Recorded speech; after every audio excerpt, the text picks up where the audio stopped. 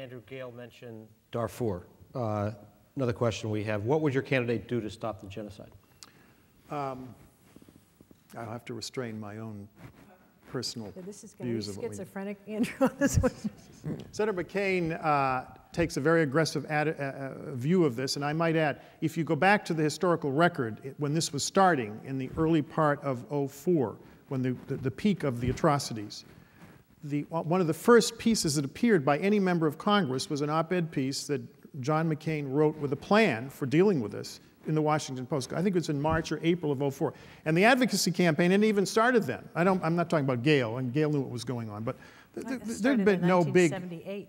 I understand, but in terms of the Darfur campaign, it was not pushing anybody in early '04, because we knew atrocities were taking place. I knew they were going on, and we actually arranged to have a bunch of photographs, declassified CIA photographs, to show the devastation of the burning of the villages.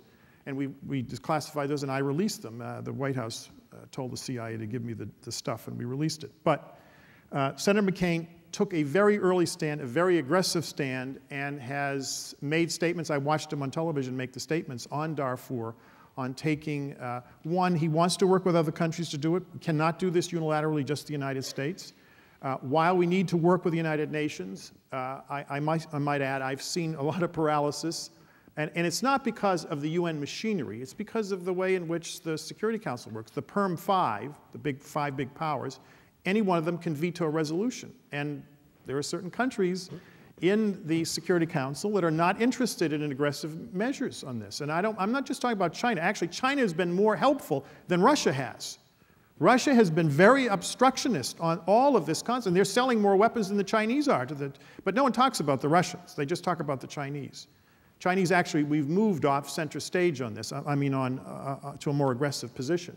But the Russians veto, and Senator McCain has talked publicly about creating a League of Democracies as an alternative when the UN cannot function. Not to take the place of the UN, but we need to focus on human rights issues when we have members of the Security Council that do not come from, or are not democracies, and refuse to take action. We need another way to act. And so he advocated the creation of a League of Democracies, and I frankly think it's a very good idea. There needs to be an alternative system for dealing when the UN is paralyzed. And again, it's not attacking the UN.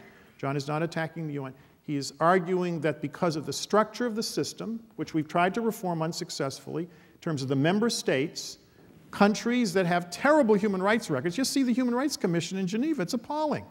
Who's on the Human Rights Commission? The worst abusers of human rights in the world are the ones making judgments. And both parties have condemned this in the United States, but there needs to be some kind of an alternative to this.